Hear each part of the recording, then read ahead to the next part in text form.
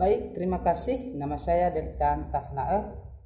Eh, Sekarang saya bagi sedikit pengertian tentang atau mengenai asas-asas hukum pidana yang ada di Indonesia ini. Nah, pembahasan saya sekarang ini tentang asas-asas hukum pidana. Nah, di dalam hukum negara Indonesia, asas-asas hukum pidana itu memiliki dua perbedaan. Yang pertama ius punale, yang kedua ius puniendi. Artinya ius punale ini adalah hukum pidana, sedangkan ius puniendi adalah hak memidana. Nah, artinya hukum pidana dan hak memidana yang dimiliki oleh para penguasa hukum, penyidik, dan penuntut umum. Nah, sekarang saya masuk pada sejarah hukum pidana di Indonesia, di mana negara Indonesia ini memiliki hukum pidananya, memiliki historia, artinya sejarah hukum, apakah bersumber dari mana. Nah, di sini sudah tercantum sejarah hukum pidana di Indonesia itu memiliki 4 aliran. Aliran pertama dari zaman VOC yang singkatan dari Verenigde Oost-Indische Compagnie. Aliran kedua pada zaman Hindia Belanda, di mana pada saat itu negara Indonesia dijajah oleh Hindia Belanda. Nah, dengan penjajahan tersebut Hindia Belanda meninggalkan jejak, artinya meninggalkan sebuah hukum pidana di negara Indonesia supaya menjadi modal atau dasar buat negara Indonesia dalam menegaskan hukum pidana di negara yang kita cintai ini. Aliran ketiga pada zaman Jepang. Nah, Jepang juga pernah menjajah bangsa kita ini. Maka dengan demikian hukum yang telah mereka perbuat pada masa itu sudah tertinggal, artinya sudah menjadi dasar buat kita negara Indonesia menjadikan hukum yang mereka perbuat itu menjadi hukum bagi negara Indonesia. Pada aliran keempat ini zaman kemerdekaan, artinya dari kitab undang-undang hukum yang dimulai dari kemerdekaan bangsa Indonesia pada tanggal 17 Agustus 1945 sampai sekarang hukum pidana tetap dilaksanakan. Nah, sekarang masuk pada kitab undang-undang hukum pidana. Mungkin bertanya-tanya, kitab undang-undang pidana ini dalam sistematika kitab undang-undang hukum pidana ini terdiri dari 569 pasal. Nah, di dalam satu kitab ini dia memiliki 569 pasal, luar biasa.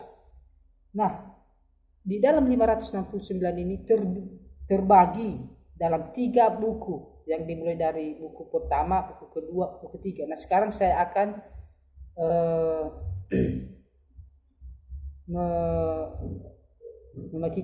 memberikan sedikit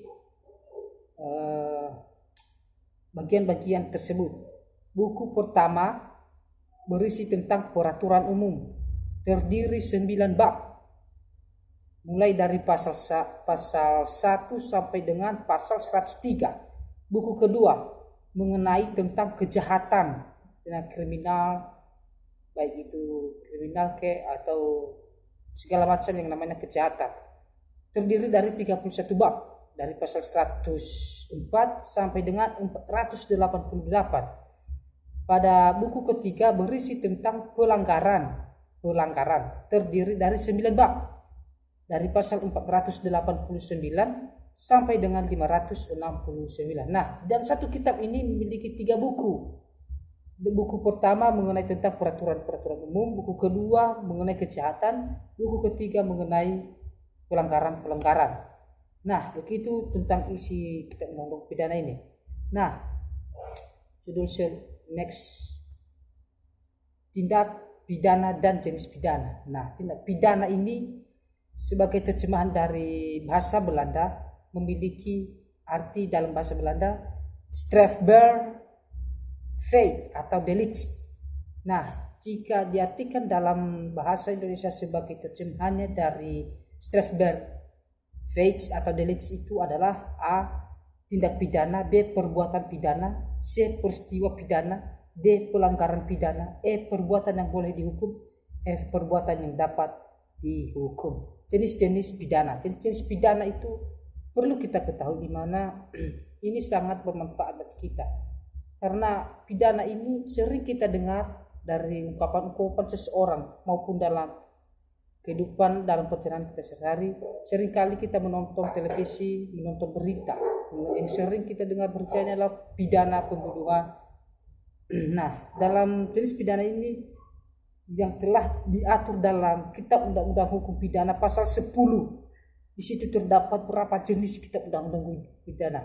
Hukum pidana terdiri dari 2. Hukum pertama adalah hukuman pokok, yang kedua hukuman tambahan. Hukuman pokok ini terbagi dalam 4 item. Item pertama hukuman mati, yang kedua hukuman penjara, yang ketiga hukuman kurungan, yang keempat hukuman denda. Nah, dalam hukuman pokok, hukuman tambahan ini juga terbagi dalam 3 item. Yang pertama pencabutan beberapa hak yang tertentu, kedua perampasan barang tertentu, ketiga pengumuman keputusan hakim. Nah, disitulah sedikit penjelasan mengenai Kitab Undang-Undang Hukum Pidana. Nah, jika ada yang kurang berkenan di dalam hati saudara-saudari, mohon untuk dimaklumi. Semoga apa yang saya bagikan ini, yang saya share ini menjadi bermanfaat bagi kita semua. Terima kasih. Shalom.